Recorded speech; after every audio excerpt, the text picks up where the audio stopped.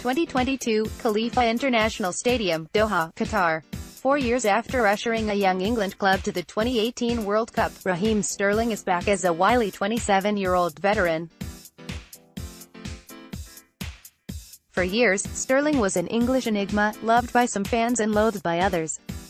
He possessed the magic, but some fans criticized everything from his work ethic to his tattoos. But these days, Sterling is a UK darling.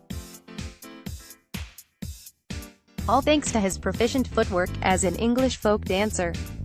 3 minutes before England's World Cup begins, there's Sterling at midfield, decked out in a top hat and floral wreath with bell pads on his shins.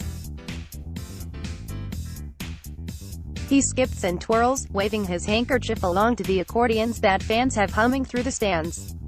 Sterling's teammates two-step alongside the striker, but he is clearly the best. And his willingness to embrace the English folk dance has not gone unnoticed by fans of the Three Lions. Morris dancers are a sure sign that things are about to get lit, says Nick Jenner, a Bath-born Londoner and avid Three Lions supporter. As sure as night follows day, a pint, or 6, follows any event that Morris dancers descend upon. How's that for a pregame? The emotion and pride that accompanies the world's most popular sporting event is impossible to deny, but we think mandatory pre-game cultural demonstrations would really be a cracker. In addition to sending on-site supporters into a frenzy, and confusing the ever-living hell out of the opposing sides, World Cup viewers from around the world could use this bit of comedy to learn a little more about our neighbors. Just think, your favorite club could have its own rendition of the haka. New Zealand's soccer program, FIFA World Ranking 120th, might be modest, but the All Blacks pre-game fireworks never fail. The haka, a traditional war cry from Maori culture, has become the famous pre-game ritual for all New Zealand clubs. It's a captivating display that rivals the actual game in energy. And we see no reason why every country shouldn't get in on the action. Not every country's demonstrations will send intimidated opponents retreating to the showers, but all are guaranteed to entertain and perhaps even inform the fans. If this is the first you're hearing of Morris dancing, no problem. Sterling, Harry Kane and company will have you twirling sticks and swords in no time. Not one for dancing. Maybe baby jumping is more your style. Come again. We hope the Spaniards bring more effort when they're leaping over newborn infants than they did during their World Cup collapse this year. Yes, we promise, baby jumping is a real thing.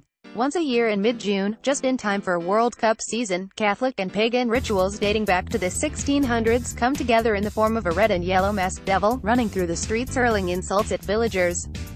Black-clad pious men are brought on to eradicate the evil.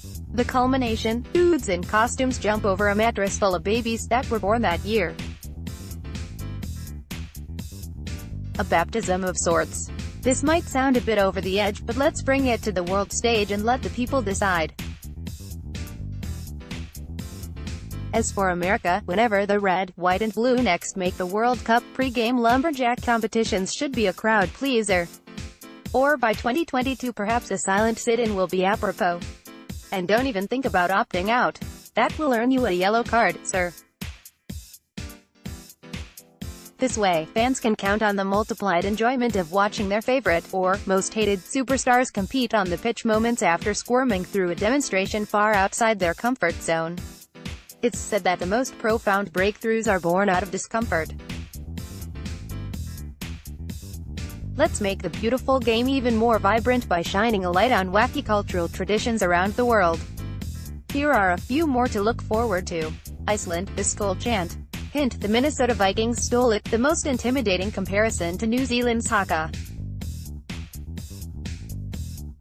Germany, Oktoberfest. Let's seize the chance to make Jerome Boateng wear Lederhosen.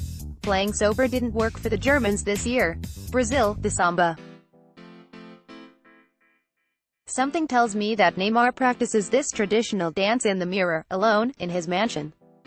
Denmark throwing cinnamon at single people.